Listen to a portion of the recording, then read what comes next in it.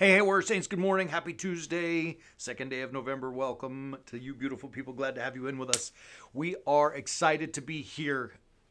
We're talking about the positives to the negatives we spoke about last week. And last Tuesday, we talked about don't be offended, right? Like it's so, the world right now, everyone's so offensive and we're quick to be offended. And it's kind of like, it's a nice thing to be able to say, I was so offended, or he offended me, or you're so offensive. And I'm like, what are you, soft pansies? What do you mean you got offended? First of all, when you get offended, you're actually making a statement that you are of great value.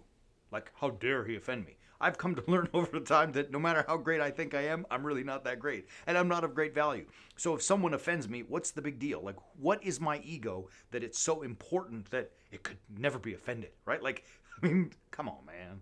Come on. So, as we tried to impart last week, let offenses go. You don't matter as much as you may think you do. I know that's hard to hear and it sounds kind of harsh, but the truth of it is, like, you don't matter as much as you think you do. It's not right for someone to hurt you, but it happens.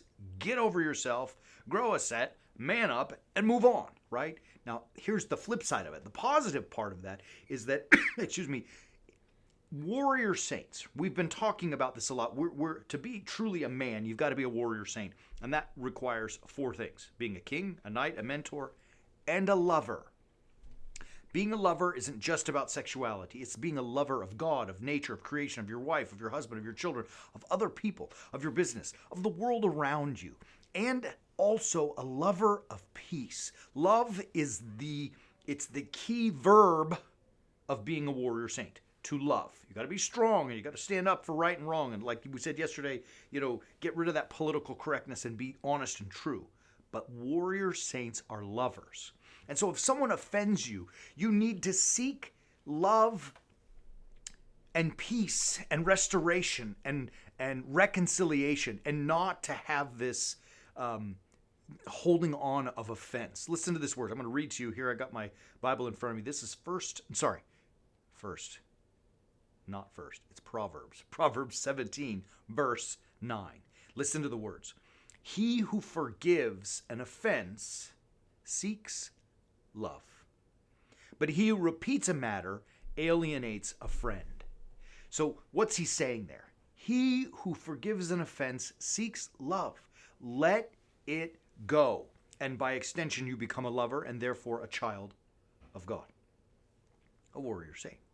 But if you keep repeating it, what does that mean, repeating an offense? Do you do it over and over? No, it's that you keep talking about it. Remember that time you offended me and you said this, and I was really hurt with what you said, and it was wrong. You keep bringing it up. The dude made a mistake. He apologized. Forgive the offense. Move on. Seek love, not to alienate him, right? That's the message. You want to, like, at some point, things hurt. I get it. But you can't hold on to it, because you are called to seek love, forgive an offense.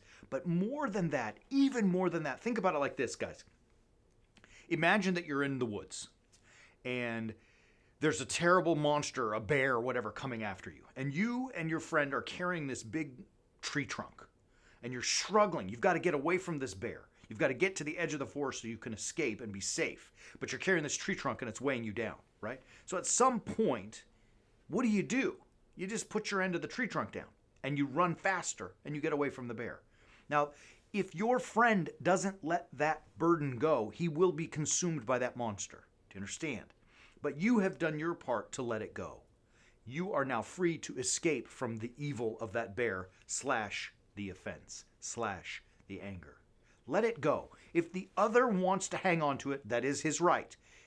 Not necessarily a good choice, but it is his right to choose that.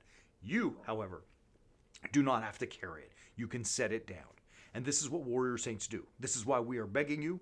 I'm going to beg you right now to visit warriorsaints.org and join us on the way of the warrior saint, as we are striving in our own lives to become truly men who let offenses go, recognizing we matter to those we love, we matter to God, but we're not as necessarily as big a deal as we may think we are. We're trying to keep our egos in check. It's hard. Believe me, it's hard.